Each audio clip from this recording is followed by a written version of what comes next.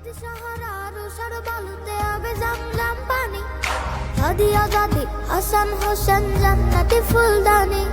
হাদি ইতিহাস পাখি আবাবিল মুসার হাতের লাঠি, হাদি ওমরের অর্ধ জাহান মোড়ানো শীতল পাটি, হাদি গোলাপের